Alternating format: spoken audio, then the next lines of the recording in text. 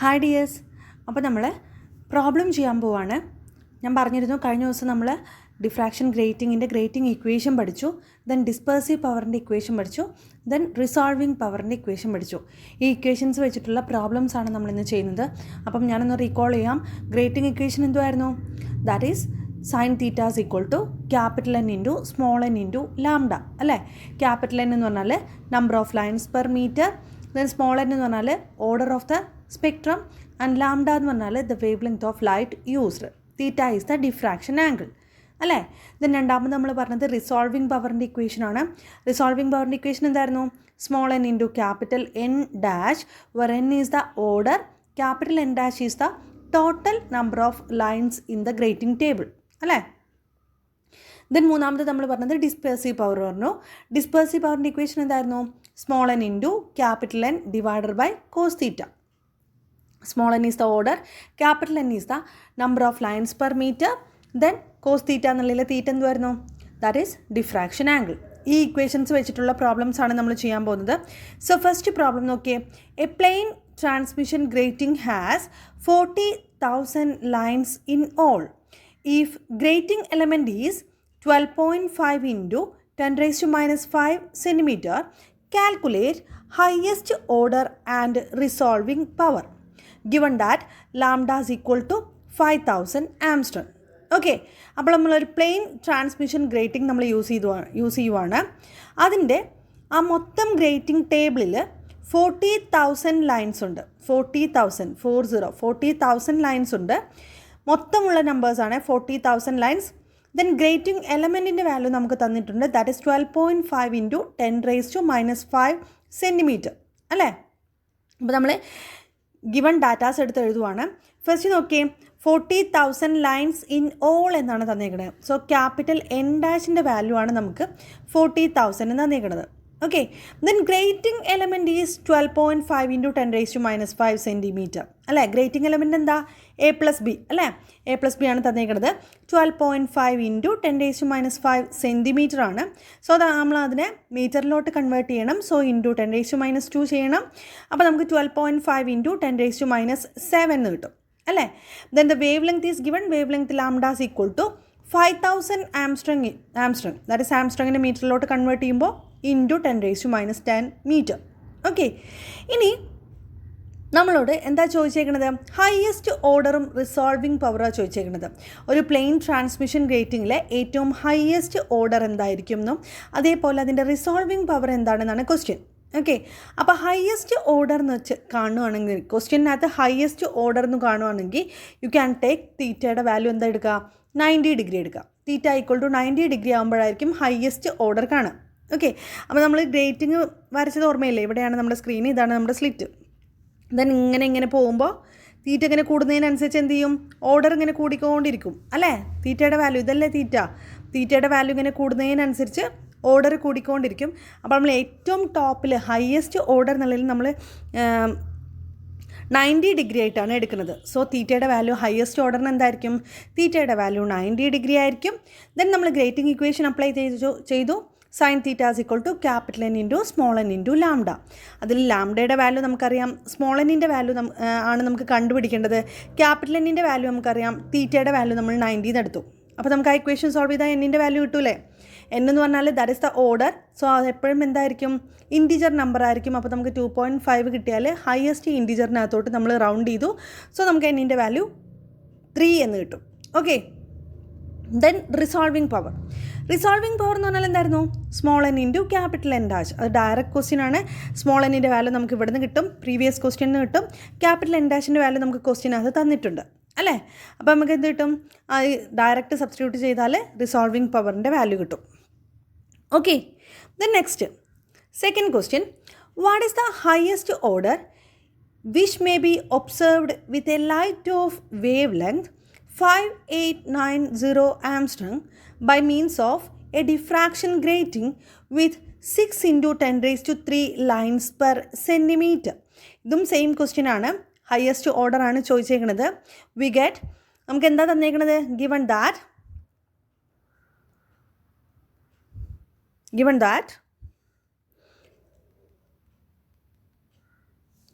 5890 angstrom അല്ലേ? ലാംഡയുടെ value, that is വേവ് ലെങ്തിൻ്റെ വാല്യൂ തന്നിട്ടുണ്ട് 5890 ആംസ്ട്രോങ് എന്ന് തന്നിട്ടുണ്ട് അല്ലേ?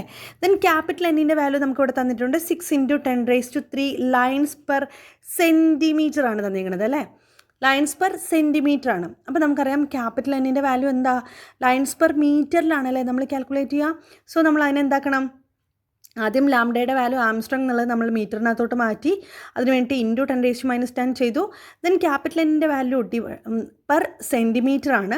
സോ താഴെ ഒരു 10⁻² വരും, അതിനെ മീറ്ററിലോട്ട് കൺവേർട്ട് ചെയ്യുമ്പോൾ നമുക്ക് 6 × 10⁵ ലൈൻസ് പെർ മീറ്റർ എന്ന് കിട്ടും. ഓക്കെ, ദെൻ ക്യാപിറ്റൽ എന്നിൻ്റെ വാല്യൂ പെർ സെൻറ്റിമീറ്റർ ആണ്, അതുകൊണ്ടാണ് താഴെ 10⁻² വന്നത് കേട്ടോ. ദെൻ ഫോർ ഹയസ്റ്റ് ഓർഡർ നമ്മൾ നേരത്തെ പറഞ്ഞ പോലെ തന്നെ തീറ്റയുടെ വാല്യൂ എന്തായിരിക്കും? 90 ഡിഗ്രി ആണെന്ന് എടുത്തു അല്ലേ? ഹയസ്റ്റ് ഓർഡർ ആകുമ്പോൾ തീറ്റയുടെ വാല്യൂ 90 ഡിഗ്രി ആയിരിക്കും. നമ്മൾ ഗ്രേറ്റിംഗ് ഇക്വേഷനിൽ ഇട്ട് കൊടുത്തു sin θ capital N × small n × lambda. Capital എന്നിൻ്റെ വാല്യൂ നമുക്കറിയാം, ലാംഡയുടെ വാല്യൂ നമുക്കറിയാം, തീറ്റയുടെ വാല്യൂ 90 ഡിഗ്രി ആണെന്ന് നമുക്കറിയാം. സ്മോൾ എന്നിൻ്റെ വാല്യൂ മാത്രം കണ്ടുപിടിച്ചാൽ മതി അല്ലേ? ആ സബ്സ്റ്റിറ്റ്യൂട്ട് ചെയ്ത് കൊടുക്കുമ്പോൾ നമുക്ക് ആ ഇക്വേഷനിൽ എന്ത് കിട്ടും? സ്മോൾ എന്നിൻ്റെ വാല്യൂ കിട്ടും. ദാറ്റ് വി വിൽ ഗെറ്റ് 2.82 എന്ന് കിട്ടും. അതിനെ റൗണ്ട് ചെയ്യുമ്പോൾ 3 എന്ന് കിട്ടും. Okay, that is the second question. Then third question എന്തായിരുന്നു? A diffraction grating having 4 × 10⁻³ lines per centimetre is illuminated. അവിടെ എന്താ തന്നിരിക്കുന്നത്? A diffraction grating having 4 × 10⁻³ lines per centimetre. അതായത് ക്യാപിറ്റൽ എന്നിൻ്റെ വാല്യൂ ആണ് തന്നിരിക്കുന്നത്, പെർ സെൻറ്റിമീറ്ററിലാണ് തന്നിരിക്കുന്നത്. അപ്പോൾ നമ്മൾ പ്രീവിയസ് ക്വസ്റ്റ്യനിലെ പോലെ അതെന്താക്കണം? പെർ മീറ്ററിനകത്തോട്ട് കൺവേർട്ട് ചെയ്യണം. Is illuminated by a light of wavelength 5000 angstrom. Lambda തന്നിട്ടുണ്ട് 5000 angstrom. Calculate dispersive power in the third order spectrum. Third ഓർഡറിലുള്ള സ്മോൾ എന്നിൻ്റെ വാല്യൂ 3 ആകുമ്പോഴുള്ള ഡിസ്പേഴ്സീവ് പവർ എന്താണെന്നാണ് ചോദ്യം. ഓക്കെ, അപ്പോൾ നോക്കിയാൽ നമ്മൾ ക്യാപിറ്റൽ എന്നിൻ്റെ വാല്യൂ നമുക്ക് ഡയറക്റ്റ് ക്വസ്റ്റ്യനകത്ത് തന്നിട്ടുണ്ട് 4 × 10⁻³ ലൈൻസ് പെർ സെൻറ്റിമീറ്റർ. അതിന് നമ്മൾ മീറ്ററിനകത്തോട്ട് കൺവേർട്ട് ചെയ്തു. ലാംഡയുടെ വാല്യൂ ആംസ്ട്രോങ്ങിലാണ്, അതിന് നമ്മൾ മീറ്ററിലോട്ട് കൺവേർട്ട് ചെയ്തു. സ്മോൾ എന്നിൻ്റെ വാല്യൂ തന്നിട്ടുണ്ട് 3 എന്ന് തന്നിട്ടുണ്ട് അല്ലേ? നമ്മളോട് ഡിസ്പേഴ്സീവ് പവറാണ് ചോദിച്ചേക്കുന്നത്. ഡിസ്പേഴ്സീവ് പവറിൻ്റെ ഇക്വേഷൻ എന്താ? Small n × capital N divided by cos theta അല്ലേ? ദാറ്റ് ഈസ്, അപ്പോൾ നമുക്ക് എന്ത് വേണം? സ്മോൾ എന്നും വേണം, ക്യാപിറ്റൽ എന്നും വേണം, തീറ്റയും വേണം അല്ലേ? തീറ്റയുടെ വാല്യൂ വേണം. തീറ്റ നമുക്ക് ക്വസ്റ്റ്യനകത്ത് തന്നിട്ടുണ്ടോ? തീറ്റ തന്നിട്ടില്ല. അപ്പോൾ നമ്മൾ തീറ്റ ആദ്യം കണ്ടുപിടിക്കണം അല്ലേ? We have to find the diffraction angle theta. ആദ്യം തീറ്റ കണ്ടുപിടിക്കണം. ആ തീറ്റ കണ്ടുപിടിക്കാൻ വേണ്ടി നമ്മൾ ഏത് ഇക്വേഷൻ യൂസ് ചെയ്യണം? നമ്മൾ ഗ്രേറ്റിംഗ് ഇക്വേഷൻ യൂസ് ചെയ്യണം. That is sin θ capital N × small n × lambda എന്ന് പറയുന്ന ഇക്വേഷൻ യൂസ് ചെയ്യണം.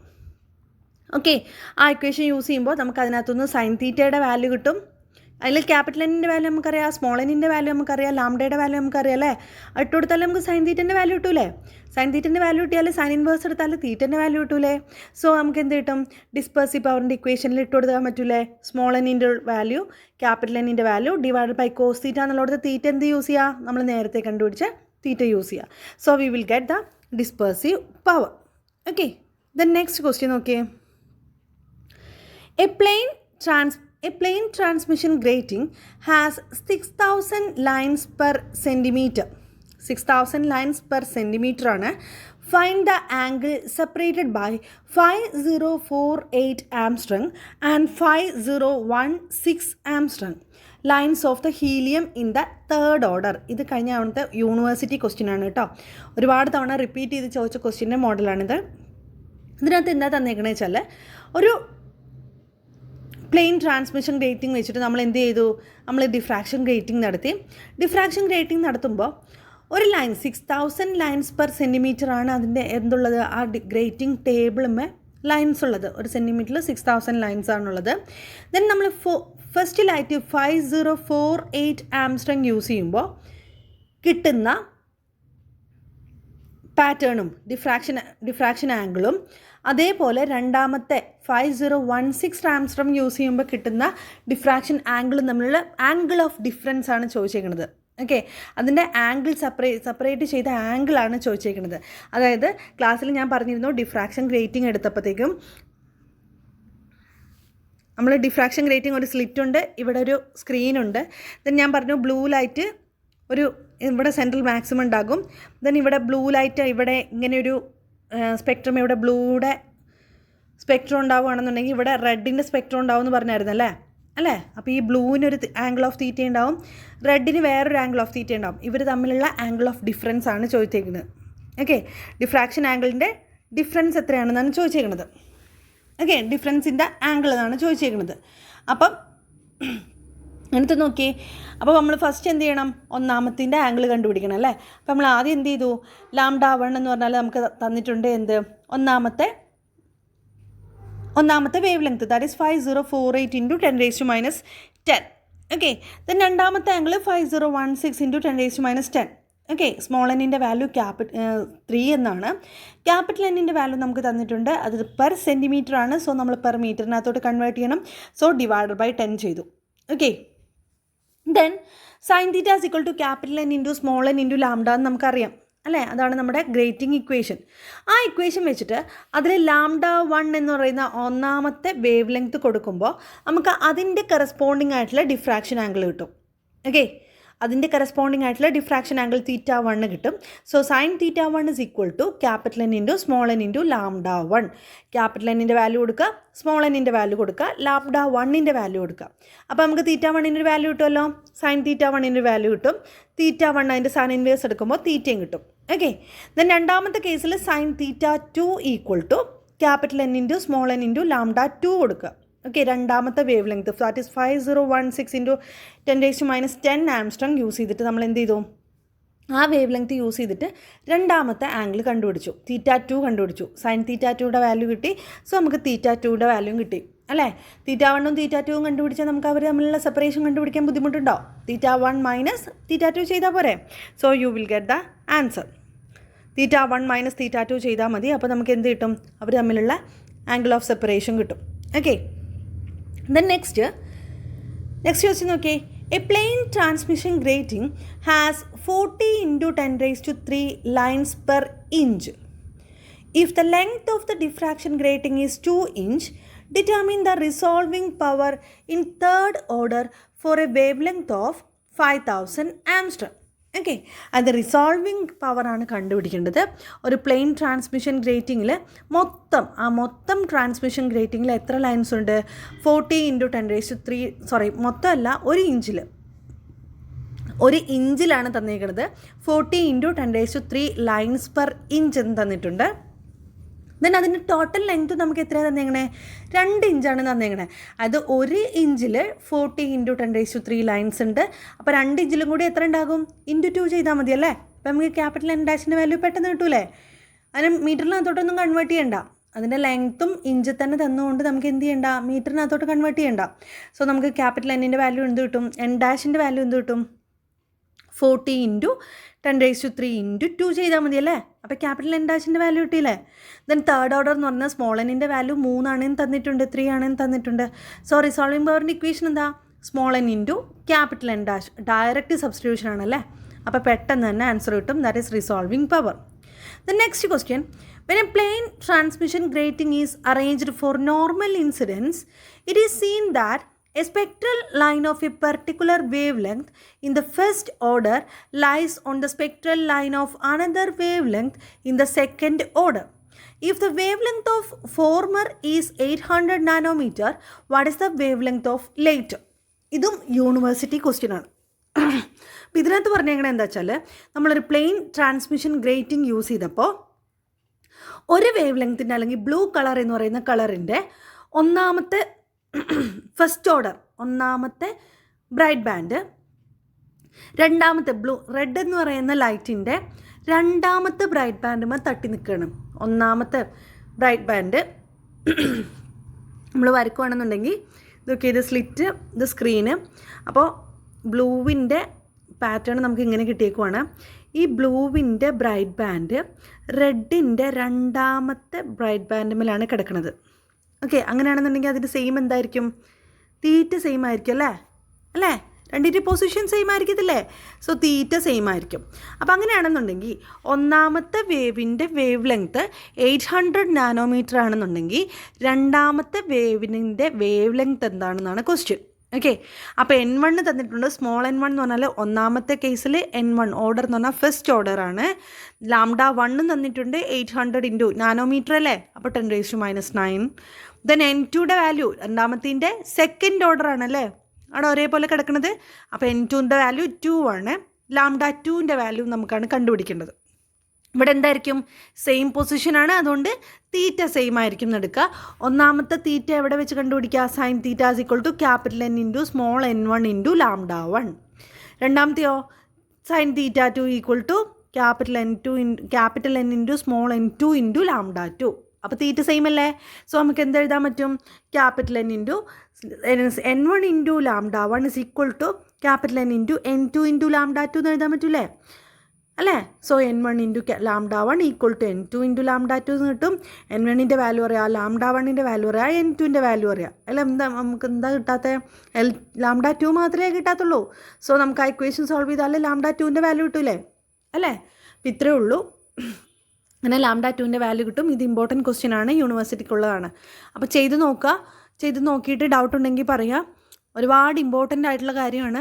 യൂണിവേഴ്സിറ്റിക്ക് എന്താണെങ്കിലും ഷുവർ ക്വസ്റ്റ്യൻ ആണ് കേട്ടോ. അപ്പം നന്നായിട്ട് പഠിക്കുക. ഡൗട്ട് ഉണ്ടെങ്കിൽ ചോദിക്കുക. Okay, thank you.